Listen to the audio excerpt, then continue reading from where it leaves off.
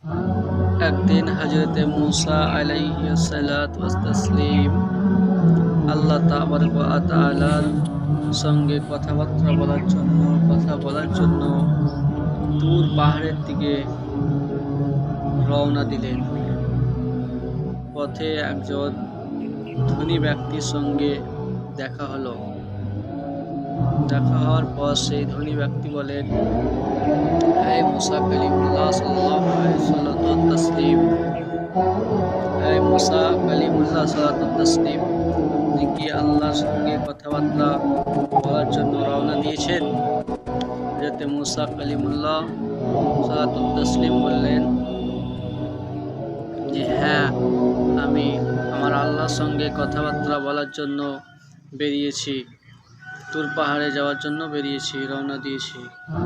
তো সেই ধনী ব্যক্তি বলছেন, তাহলে আমার একটা কথা আপনার আল্লাহ তাবারক ওয়া তাআলাকে জানিয়ে দিয়ে দিন। তো হযরত মুসা কালিমুল্লাহ বলেন, কি কথা জানাবো বলো।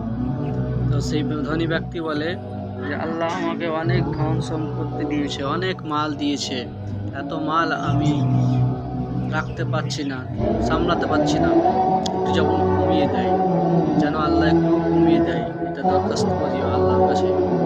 মুসা কালিমুল্লাহ সাল্লাতু তাসলিম বললেন, ঠিক আছে, তাই হবে, আমি আল্লাহকে গিয়ে বলবো যেন তোমার ধন একটু কমিয়ে দেন, ধন সম্পদ একটু কমিয়ে দেন।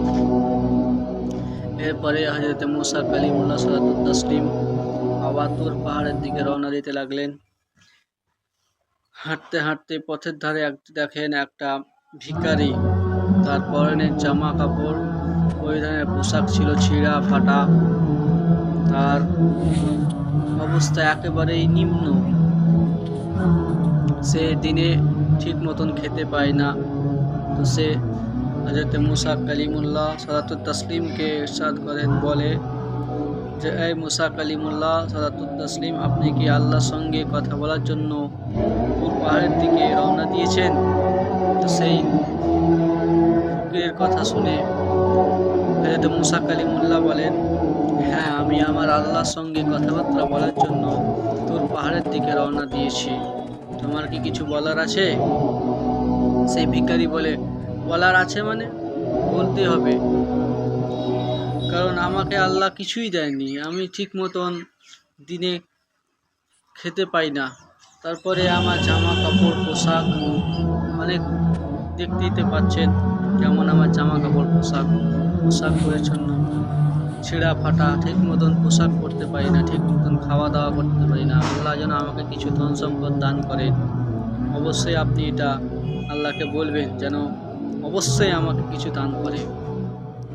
হযরত মুসা কালিমুল্লাহ বললেন, ঠিক আছে, তাহলে আমি আল্লাহর কাছে তোমার জন্য দরখাস্ত করব। হযরত মুসা কালিমুল্লাহ ওইখান জায়গা থেকে চলে এলেন তুর পাহাড়ের উপর এবং আল্লাহ তাবারক ওয়া তাআলার সঙ্গে কথাবার্তা বললেন।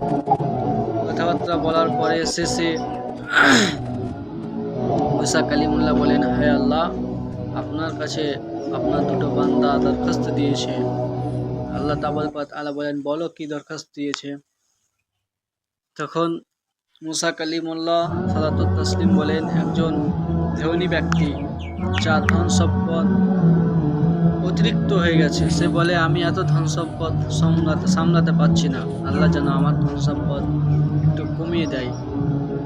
তা আল্লাহ জবাবে বলেন, তাকে বলো সে যেন শুকরিয়া আদায় করা বন্ধ করে দেয়, তাহলে আমি তার ধন সম্পদকে কমিয়ে দেব। এবং দ্বিতীয়জন বলে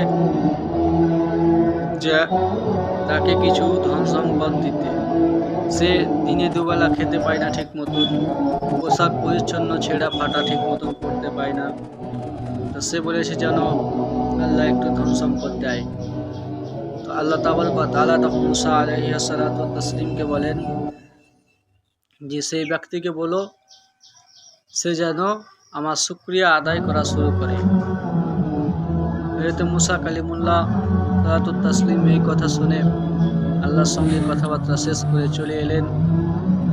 পথে আবার সেই ভিখারির সঙ্গে দেখা, তাকে বলে, ভিখারি সেই গরিব ফকির মুসা কালিমুল্লাহ সাল্লাল্লাহু তাসলিমকে বলেন, আপনি কি বলেছেন আমার কথাটা?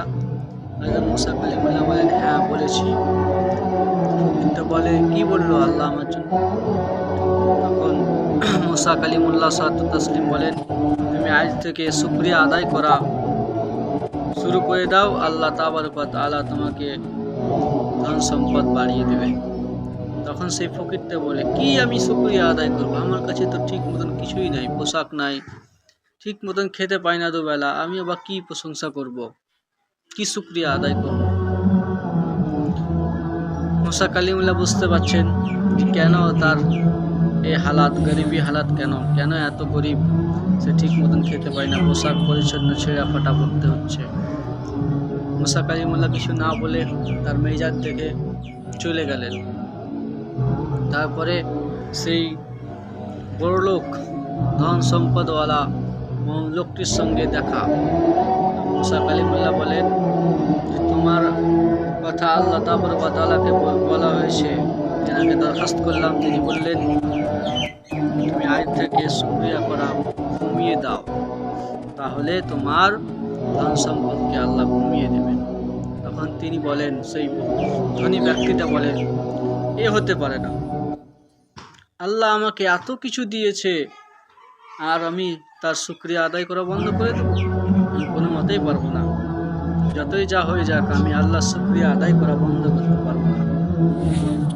তো মুসা কালিমুল্লাহ বুঝতে পারছেন আল্লাহ তাবারক ওয়া তাআলা কেন তাকে এত ধন সম্পদ দিয়েছেন এবং সেই ফকিরটাকে কেন ধন সম্পদ দেননি। তো বিরাদান ইসলামিয়া, আল্লাহ তাবারক ওয়া তাআলা বলেন, লাইন শাকারতুম লা আযীদান্নাকুম, যদি তোমরা আমার নিয়ামতের শুকরিয়া আদায় করো আমি তোমাদের নিয়ামতকে বাড়িয়ে দেব। বিরাদান ইসলামিয়া, জীবনে যেটুকু পেয়েছেন সেটুকুরই শুকরিয়া আদায় করেন, আল্লাহ তাবারক ওয়া তাআলা দেখবেন সেই আপনার নিয়ামতকে আরও বৃদ্ধি করে দেবেন, আরও বাড়িয়ে দেবেন। ভিডিওটি ভালো লেগে থাকলে একটি লাইক এবং শেয়ার করে দেবেন। এরকম সুন্দর সুন্দর হাদিস শোনার জন্য আগ্রহী থাকলে একটা ফলো করে দেবেন।